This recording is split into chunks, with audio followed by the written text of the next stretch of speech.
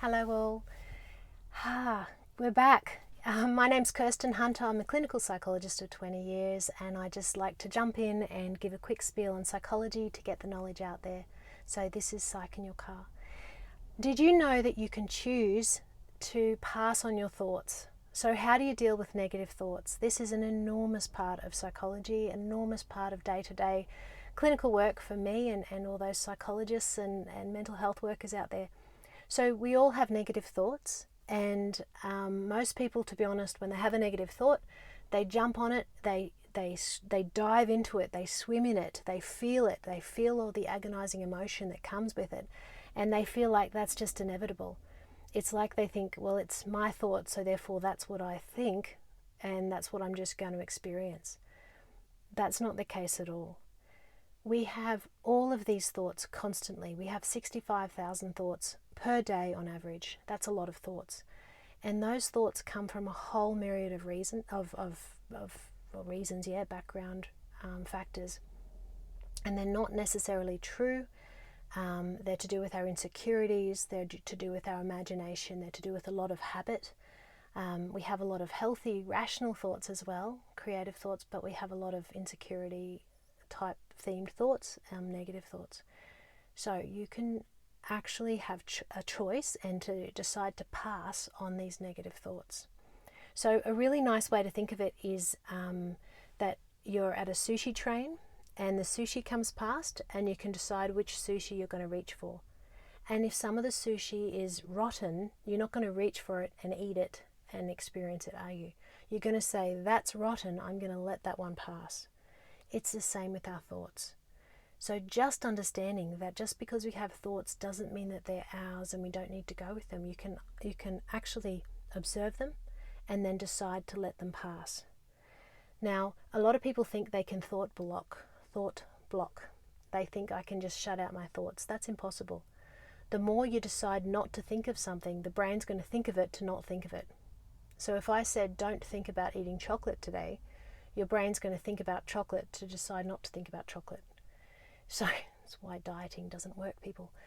So you can't thought block, you can't shut it out. What you can do is you can acknowledge it, and often through just acknowledging a thought, it actually reduces in power and size. So that's really interesting. But more importantly, you can let it pass. And to let it pass, you have to distract and go to create a different distraction for your brain. So don't block it, distract. Go to the next sushi on the sushi train and decide what you're going to engage your brain in.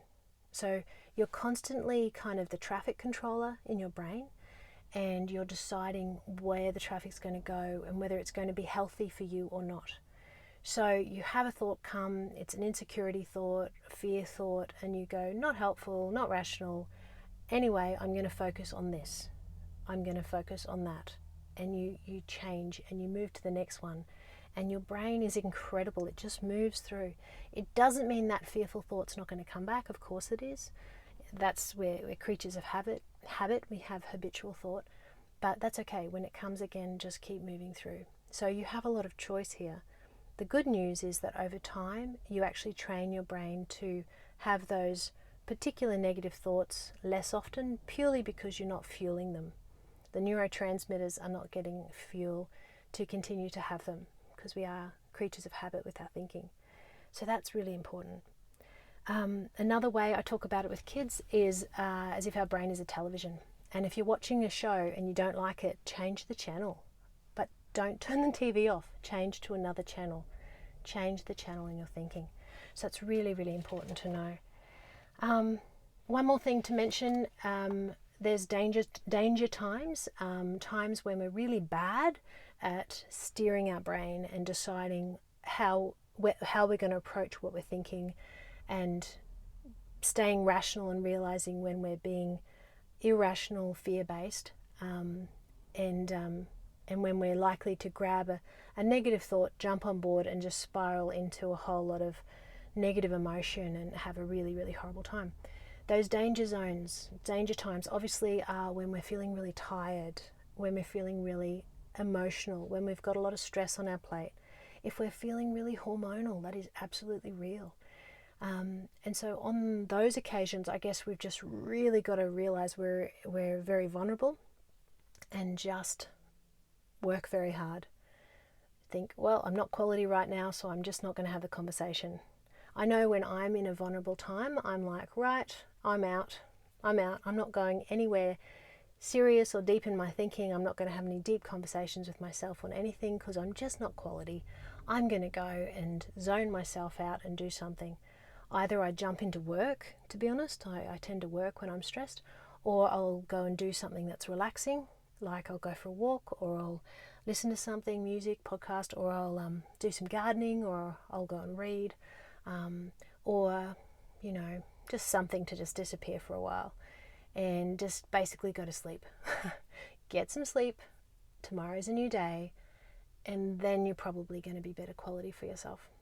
So I hope that helps. This is Psych in Your Car. We've got the series of Signposts for Living books. There's 6 of them, and they cover 205 psychology areas that we cover in session. And they're all conversational, and they're all things that would be just great if we knew, because we're not very good at being human. Yes, that's true. Anyway, if you want to catch me, the website is KirstenHunterAuthor.com, Facebook and Instagram, Kirsten Hunter Author, and Twitter, Kirsten Hunter AU. And it's lovely to chat. I hope this is helpful. See you later.